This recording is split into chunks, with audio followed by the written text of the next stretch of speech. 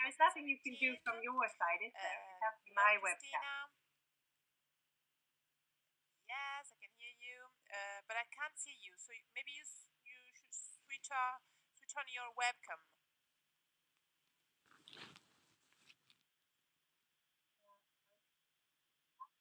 See myself now, but you can't see me, can you? Because it says it's a little symbol that the video doesn't work.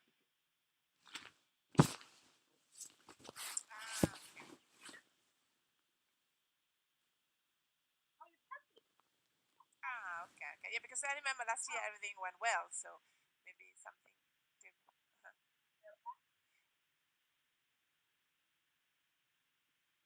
No, you should try by clicking on the icon top right of the webcam and try if you see a pop-up window, and if it you can activate from there.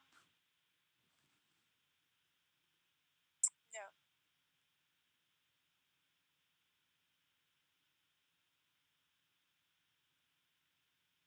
Okay, so you clicked on the small icon of the webcam. Right? Okay, now you are. Wow. Yeah. Wonderful. Okay, so just a few words to introduce Kristina. First of all, I would like to thank Kristina for accepting our invitation. It's the second time, so last edition as well, she was our guest speaker. It's a great privilege, great privilege. I just met Kristina a couple of weeks ago in Brussels, where I had the privilege to take part Have you downloaded my presentation? And she kindly accepted to take part to our initiative and present at Techno-CLIL, and it's a highlight of our course, of course. Thank you so much, Kristina. Right. So Kristina is currently hello, good evening, everybody. I'm delighted to spend the next 45 minutes or so together with you. Worked as a translator for the European Commission and as a sales and marketing manager in the private sector, including 8 years in Germany. She holds a master's degree in business administration and modern languages from the University of Gothenburg in Sweden, and a certificate of political studies from the Institute of Political Sciences in Paris, France. Okay, Kristina, so thanks again.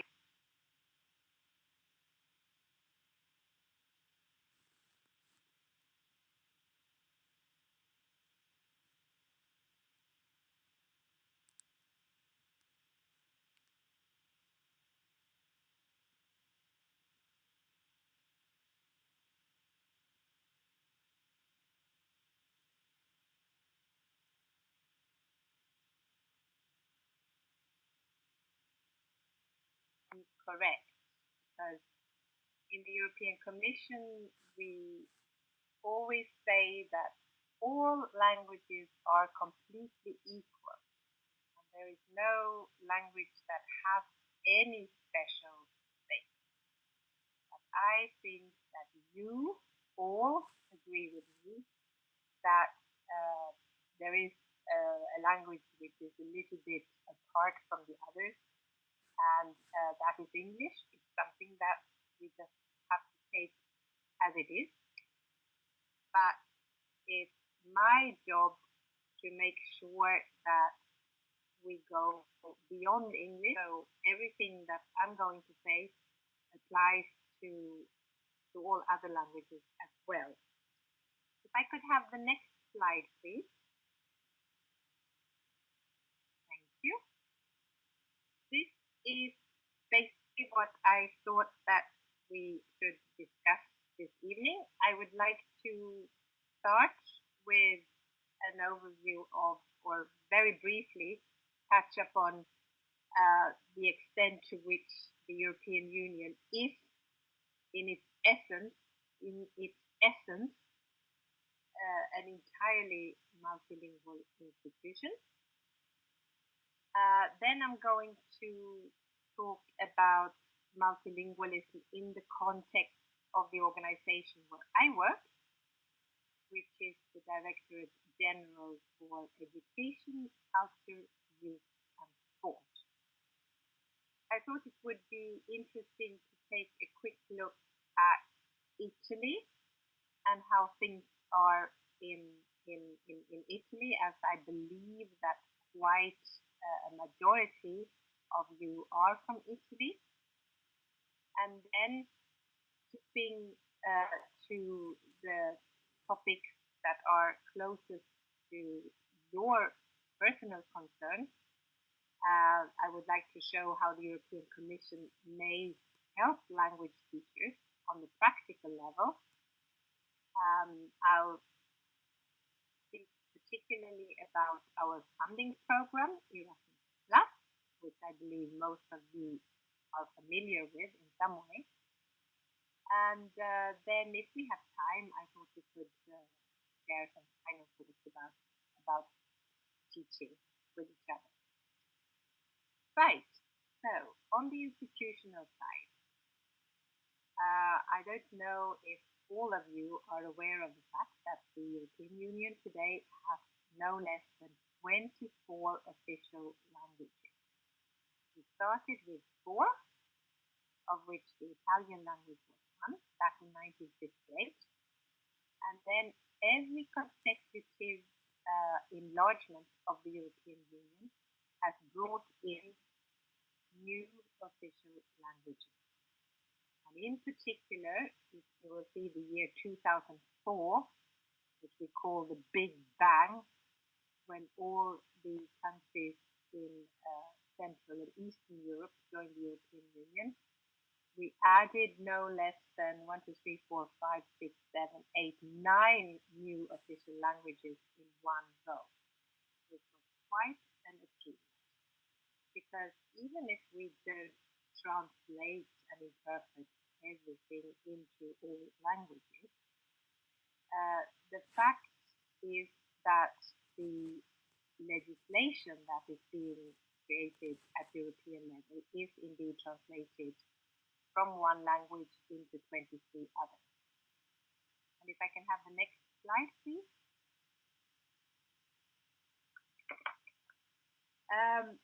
This,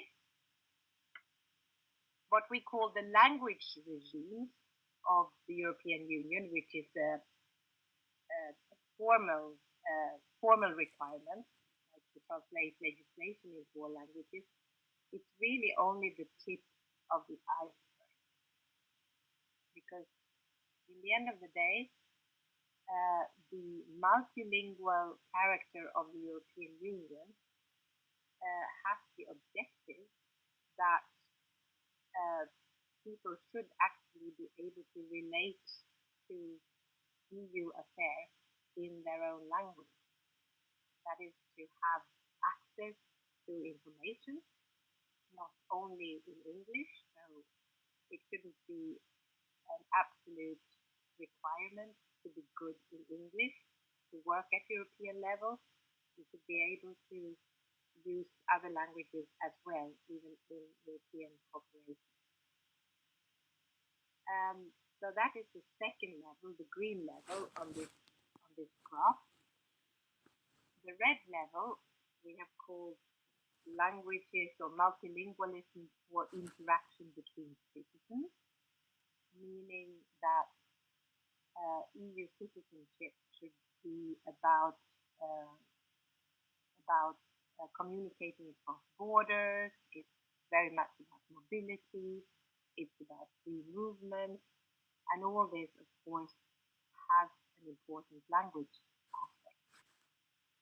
And then the yellow field at the bottom of this graph says perfect proficiency in the mother tongue, because all language policies start with one language, and which language it is that you feel most at home with will then also determine your progress that you make when you learn other languages throughout your life. Next slide has something to do with European legislation. It's an extract from the treaty on the European Union. So this is the very, very top level legislation that actually regulates what the European Union consists of. And there you can see that one of the fundamental principles of European Union is stated in Article 3. The Union shall respect its rich cultural and linguistic diversity and shall ensure that Europe's cultural heritage is safeguarded and enhanced. So that means promoting diversity, both cultural and linguistic. And that excludes that we would all work in only one language and that everybody who is not able to communicate in English will be excluded, for example. Next slide is the mission statement of the Directorate General that I work for, Education and Culture. So here you can see what my work is supposed to be about: to reinforce and promote lifelong learning, linguistic and cultural diversity, mobility, and the engagement of European citizens, in particular the young. Now that's it in a nutshell. And within that, my particular job has to do with the need to promote languages, several languages, learning of languages. Next slide, please. It's so important to learn languages and to use several languages. Well, competitiveness and growth is at the very, very top of the European priorities. And languages are at the very, very center of that. We need languages to create an internal market that works. They are important for skills and adaptability of the workforce, mobility of labor and professions would not function without languages, and thereby languages are necessary to remove barriers to growth and to stimulate job creation and enterprises. But it's not only about work, it's also, of course, about personal development, equity, social cohesion. Okay, before I go into this, can I just check that everything is okay? Can you hear? Oh, great, fantastic. This is such a good tool. I'm most impressed. Okay, so talking about multilingualism among the citizens of the European Union, we know through the big European surveys that are carried out periodically that roundabout, if we take all people, all ages, all countries, roundabout half of all European citizens, only half of all European citizens, are able to carry out a decent conversation in a language which is not their own home language. So if you turn it around, you can also then say that half of all Europeans are not able to speak any foreign languages at all, still today.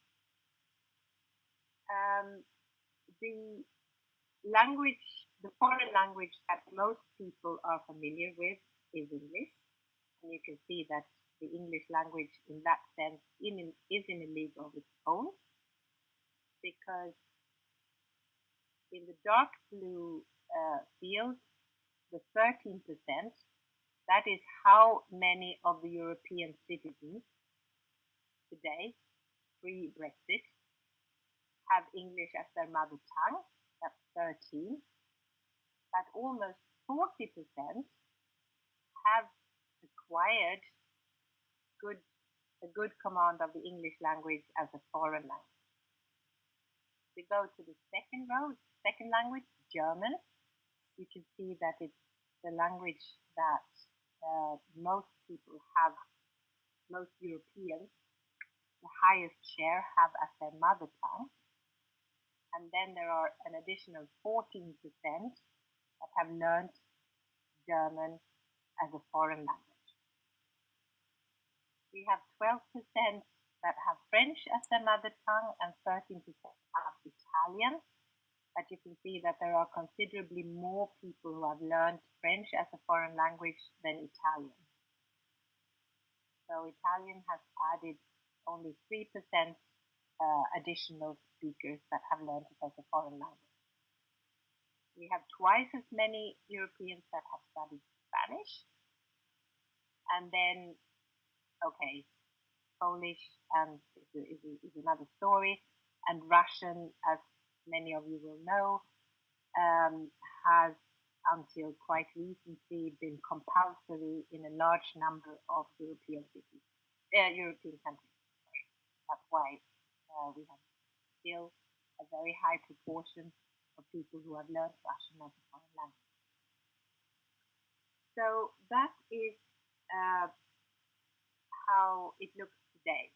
So what is it that we are advocating at European level? If I can have the next slide, please. Next slide, please. Sorry, Kristina, can you hear me? I can hear you. Because I got a problem. Could you click on the?